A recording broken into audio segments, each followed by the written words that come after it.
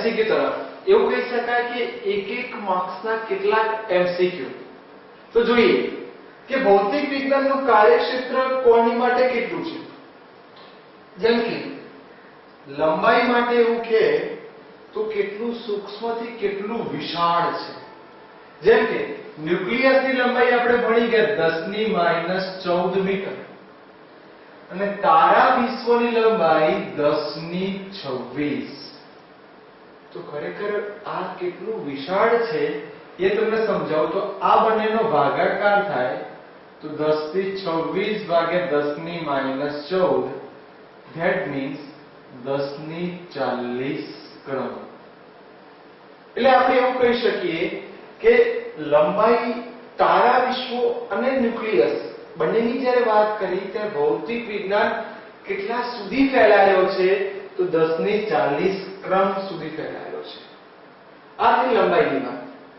કોઈ કહે છે મારે સમય જોવો છે તો સમય માટે 10⁻18 સેકન્ડ થી 10⁻22 સેકન્ડ સુધી.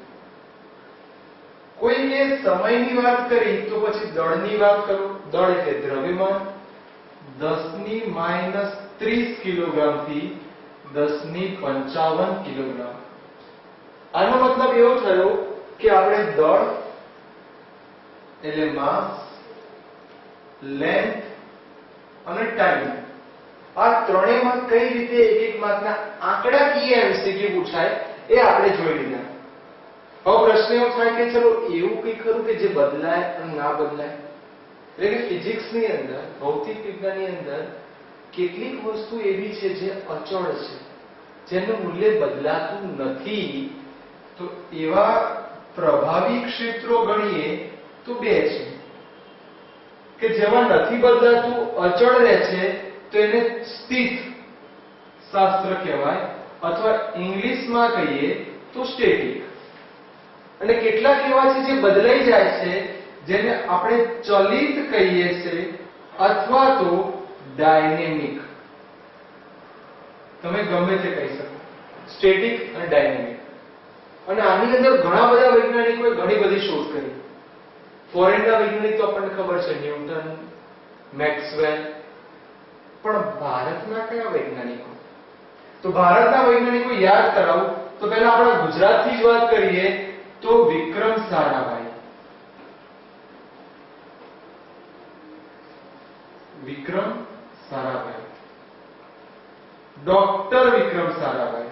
યાદ કરો, આપણે ઘણીવાર છાપામાં જોઈએ છે કે doctor Vikram Sarabhai research centre આવેલું છે. આ સિવાય ઘણા વૈજ્ઞાનિકો છે. Number 2 C V Raman. Number 3 Saha, doctor Saha. Number 4 Homi Bhabha. કેટલાક વૈજ્ઞાનિકોના આપણે ખાલી નામ સાંભળીએ તો આપણને ન લાગે. નંબર 5 જગદીશ ચંદ્ર બોઝ. જગદીશ ચંદ્ર બોઝ. એટલે આવા ઘણા બધા વૈજ્ઞાનિકો છે જેમણે ઇન્ટરનેશનલ, આંતરરાષ્ટ્રીય કક્ષાએ પ્રસિદ્ધિ હાંસલ કરી છે. તો મેં તમને જે એક માર્કના એમસીક્યુ શીખવાડ્યા એ ખાસ જોઈ લેવા. કેટલાક ભારતીય વૈજ્ઞાનિકોના નામ આપણે નથી જાણતા એ આઈડિયા. આ સિવાય પણ ઘણા વૈજ્ઞાનિકો છે અને જો તમે સરસ મહેનત કરશો તો તમારામાંથી જ કોઈ વૈજ્ઞાનિક બનશે અને એનું નામ પણ અહીં લખાશે. બરોબર? હવે આના પછી કેટલાક ફૂલ ફોર્મ, કેટલાક એવા ફૂલ ફોર્મ જે આપણે યાદ રાખવા જ પડે. તો આના ટોપિકને એકવાર સારી રીતે લખી દો અને હવે આપણે જોઈએ કેટલાક ફૂલ